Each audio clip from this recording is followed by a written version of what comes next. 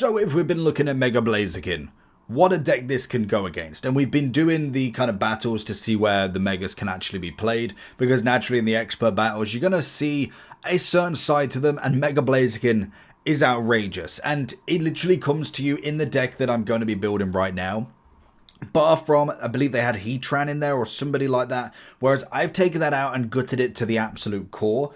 We're going with this. So obviously you've got to always have a normal Blaziken in there, because you have got Oricorio, who's going to be absolutely rife with a lot of these decks. If you just put in EXs, then you pretty much can only peck it to death, because Torchic is the only thing that would be able to actually attack it.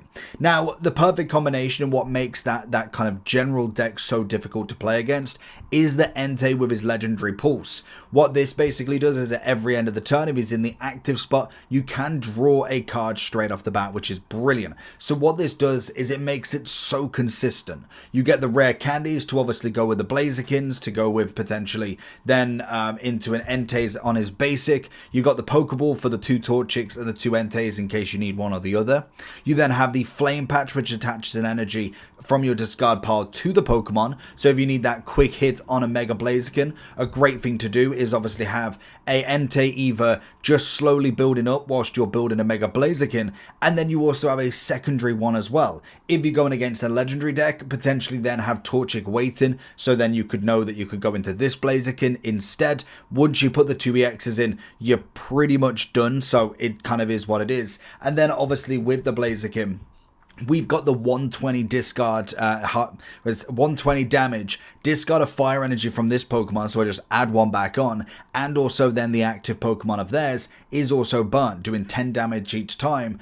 It's absolutely crazy. Like, the deck itself is a very high hitting. Now obviously with the Megas, always got to be very wary that the fact that if they get knocked out, the game's over. It is 3 points for 1 Mega, so the moment that one Blaziken fits, you're absolutely done. Hence why in my deck, you always got to have potentially a Guzman. You've obviously got Lilies, which is going to be for the heals. The only thing I would say, if you weren't too fussed about the tools and you change Guzma out, I'd possibly go for like a Cyrus rather than a Sabrina, just because if I do a lot of damage to one, say they've got 2 Megas as well, what they want to be trying to do is Entei to bring in as much of the cards as possible, then obviously Blaziken for a lot of the damage. Once that's took maybe one of the big hits or maybe 2, then naturally bring it out for a second Blaziken if the match goes long enough, as then you've kind of got 3 really high HP, really high hitters going into this. Entei can still hit. He's obviously on 2 energies. 2 energies for each of the Blaziken. It would mean that you'd need 6 in total, and you've got all your fighting power straight off the bat. So it is very nice.